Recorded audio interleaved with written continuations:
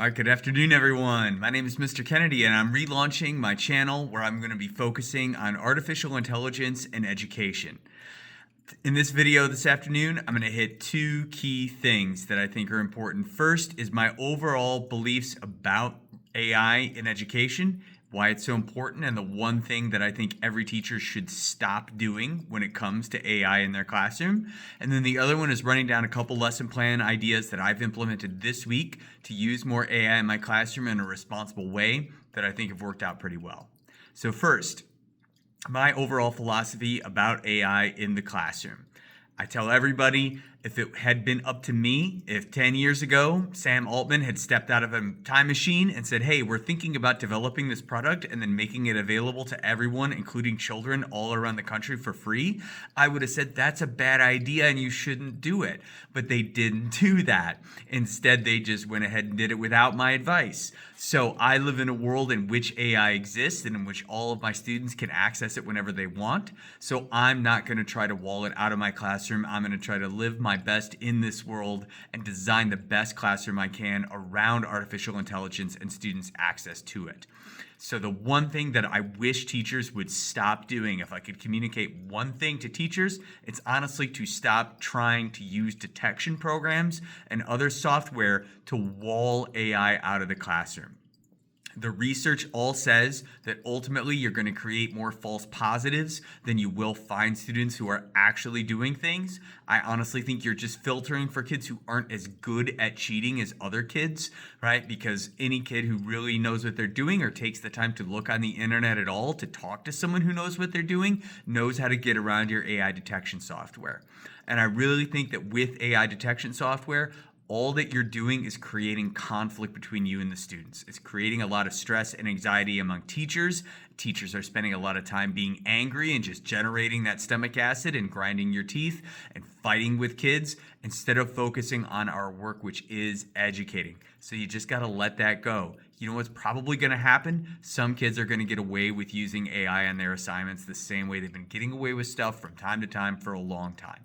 I think the best way to combat this is through better, more effective lesson design that allows for the existence of AI. So let me talk about two ways that I tried to do that in my classroom this week. Both of these have to do with the research project that my students are doing in their AP seminar classes. So students started researching this week. The project that we're doing is sort of an intro to the seminar curriculum. They have to dispel a common misconception. They have to find a false belief on the internet, and they have to document that it exists on the internet, and then they have to find better sources, what we call tier 1 sources, peer-reviewed sources, to prove that belief wrong and show what the real truth is. So one change that I made coming out of last year is I got rid of my old graphic organizers where students would have to put in like a paragraph summary of a source and then a paragraph about how they would use that source to prove their thesis, and then like 3 key quotes and stuff like that. I got rid of it because it was too easy for students to use AI on that, because there was no way for me to look at an objective 5-sentence summary of a source and be able to make a good argument as to whether I thought that was authentically the student's work or something that was coming from AI. Smart students realized that there was no sense in them writing a 5-sentence summary of the article when AI could do it for them. And so they were just doing that a lot and no one was benefiting from it. And like I say, I was just getting mad at the fact that I was pretty sure students were getting away with things. So what am I doing instead? Students have to write blog posts about their research. They write them in the first person and they narrate their research experience. They talk about what they read, they reference different sources they've encountered, they put some quotes in naturally in the flow of their informal blog type post, and they pose questions to each other about how their research is going and what other students think they can do to improve it. Then they have a requirement that they have to respond to a set number of those posts. Would it be possible for a student to use AI to do that? Sure, but I'm getting much more of a sense of the authentic student voice, and I'm trying to give them an assignment that has more genuine relevance. It's really getting them to think about their research and communicate with each other about it. So there's that authentic audience piece coming into play there, and students are doing more authentic work that really matters to them, so they're less likely to want to use AI on that. And then the other thing that I did with that project, my second lesson idea for this week, is I'm allowing them and in fact requiring them to use AI at certain stages of the process. So they've done the preliminary research on their own. They've done that reflecting work on their own. And then I gave them an assignment that they had to have a conversation with a chatbot. And I gave them 5 different chatbots to choose from about their project.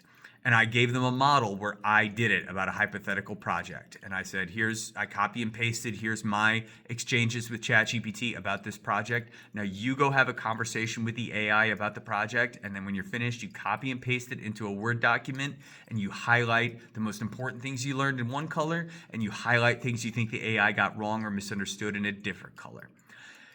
And I'm grading it based on seeing evidence of the fact that they can explain the project to the chatbot in a way that makes sense. What usually happens is the chatbot doesn't quite understand what they're looking for and gives them stuff that isn't quite lined up with my very specific expectations for this project. So then the student has to give it feedback and has to say, no, actually what we're trying to do is this. And then when the AI gives them better feedback, the student has to ask extension questions. Oh, could you find a source that proves that? Could you explain better what you mean here? Oh, that's interesting, but it doesn't really line up with what my teacher's looking for because my teacher wants. And so I want to see those kind of stems and I want to see that kind of engagement in their conversation with the chatbot, and then I grade that. So what am I doing? I'm creating an environment where it's safe for students to use AI in a way that makes sense for my assignment goals. And hopefully that's creating an environment where they know they can use it sometimes, but there are other times when it's inappropriate. So when they go to write something later in the semester, they'll know, okay, this is an assignment where I'm not using AI, unlike those other ones where I did. It's the opposite of what we're doing when we try to wall it out completely. And we're now creating a class culture where anytime the student uses AI, they're already cheating. Right? I want to create an environment in which there are ways to use this product that students know is very effective and helpful in a lot of ways and still thrive within my class culture. All right, that's my update for this week. I'm going to update weekly to this channel, so I'll be back next week with some observations about what I learned from grading those 2 assignments, along with some other lesson ideas for using AI. So I'll see you then. Thanks. Bye.